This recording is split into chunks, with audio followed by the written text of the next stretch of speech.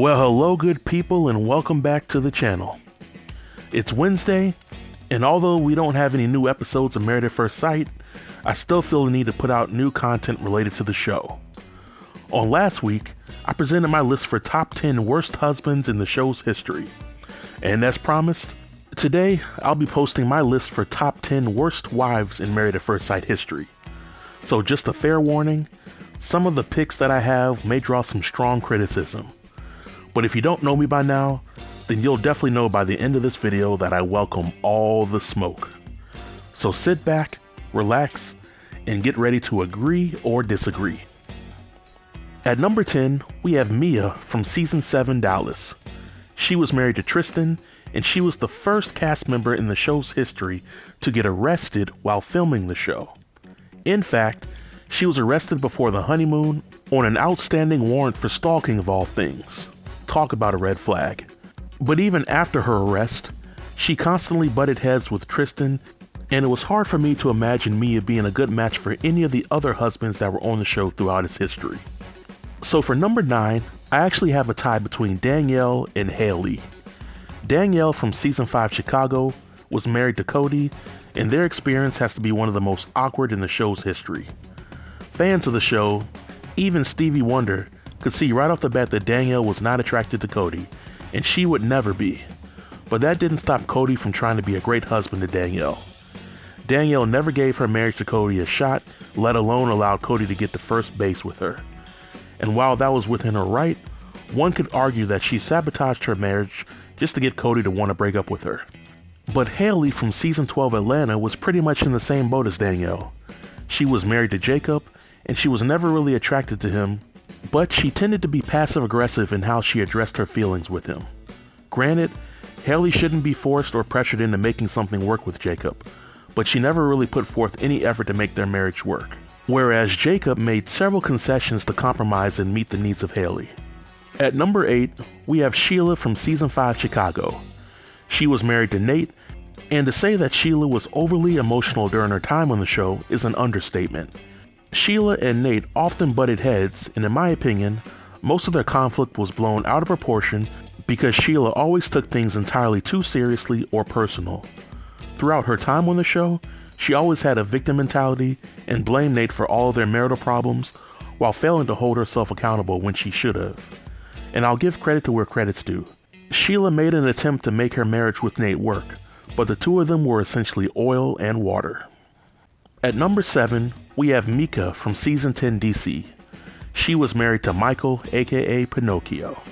Now I know I'm going to get some pushback for having Mika on this list, but hear me out before you crucify me. Was Mika given a bad deal on Married at First Sight? No doubt. She was married to a man who was so insecure to the point where he felt the need to lie about everything. But how did Mika handle being married to a liar? Pretty badly if you ask me.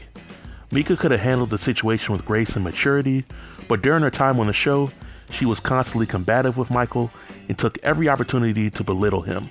Mika had no problem talking about Michael behind his back and getting the other female cast members to treat Michael with little to no respect. And while some of her fans may feel that she had the right to react the way that she did, the million-dollar question for me is, was she right in her delivery? In my opinion, Mika's approach to dealing with her conflict with Michael was counterproductive.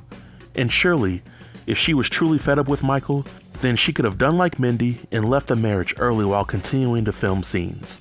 But Mika's harsh treatment of Michael, even when Michael never returned the same hate or ridicule of her, is why Mika landed on this list. At number 6, we have another season 10 DC cast member, Taylor. Taylor was married to Brandon, and they had what appeared to be one of the most toxic marriages in the show's history. Early on in the show, Taylor manipulated cast members, experts, and even the viewing audience in believing that Brandon was completely crazy, while she had no part to play in their failing marriage.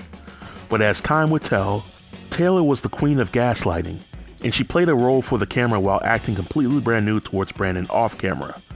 When Taylor tried to trap Brandon in the bathroom during the couples retreat, I knew right then that Taylor played a huge part in why her marriage was failing. Furthermore, Brandon's accusation that Taylor was just on the show for fame and not to find a husband was somewhat substantiated through Taylor's own actions. At number 6, we have Sam from season 3 Atlanta. Sam was married to Neil, And for roughly 90% of her time on the show, she was a pure terror towards Sam. Sam belittled Neil at every chance, questioning his manhood, calling him out of his name, and she essentially had no respect for Neil as a man or a husband. Watching how Sam treated Neil was truly uncomfortable, and she did herself no favors with the fans. It wasn't until towards near the end of the season that Sam was willing to give the process of being married to Neil a shot, but by that time it was too late.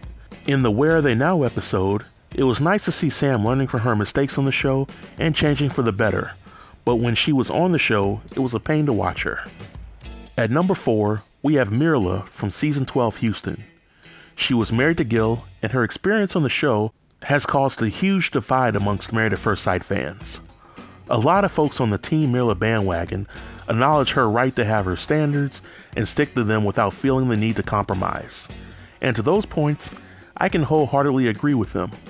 But at the end of the day, Mirla signed up for an accelerated process in which cast members put their faith in experts and producers to match them with somebody for the purposes of marriage.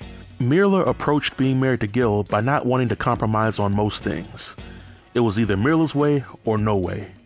Mirla also lied to Gil several times during their marriage, but fans of Mirla often spin her lies as her just simply changing her mind. But Mirla also had huge issues with effectively communicating her needs and her issues with her husband. I put Mirla so high on this list because I can't think of any guy from past seasons of the show who would have been a decent match for her. And that says more about Mirla than it does about them. At number 3, we have Katie from season 10 DC. Katie was married to Derek, but before they had even gotten married, Katie had just gotten out of a serious relationship with an ex that she had not completely gotten over. But during her marriage to Derek, Katie was Dr. Jekyll and Miss Hyde. One minute she was showing signs of being a great wife to Derek, then the next minute she turned into the Hulk, and Katie would transform into a verbally abusive villain who made Derek's life a living hell. And even though Katie and Derek decided to stay married on decision day, it didn't take them long to get a divorce, mainly because Katie had reportedly cheated on Derek while they were still legally married. Coming in at number 2 was Ashley from season 3 Atlanta. She was married to David, and she looked completely miserable in her marriage from start to finish. Ashley was often quiet, sometimes passive-aggressive, and she never gave her marriage a shot. She never viewed David as attractive, and she never took any of the advice from the experts seriously. David, at least for his part on the show, was a pretty decent husband and did most of the work in their marriage. But Ashley was never emotionally available to David, and she was patiently waiting for an out to make David out to be the villain. Ashley was indeed a horrible wife, but she wasn't the worst wife in the show's history. Coming in at number 1 is Molly from season 6 Boston. She was married to Jonathan, and she will forever be remembered as the cast member who lost her husband to one of the show's experts. But of course, that's not exactly what happened. Throughout her marriage to Jonathan, Molly was mean and emotionally unavailable to him. Jonathan prided himself in following the advice of the experts, while Molly refused to follow the advice of the experts. On top of it all, Molly was a certified liar, and she would lie to the experts about her experience with Jonathan. It wasn't until Jonathan recorded how Molly was when the cameras were off that we as the audience were able to see what he had to deal with, and it wasn't a pretty sight. Molly wanted no parts of Jonathan, but since the show, it looks like Jonathan has upgraded while Molly is believed to still be alone.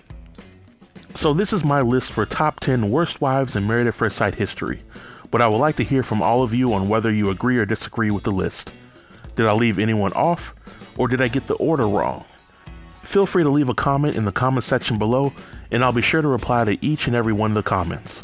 Also, in the upcoming weeks, I'll be posting videos for my top 10 list of best husbands and wives in the show's history. But until next time, stay tuned and stay safe. Peace.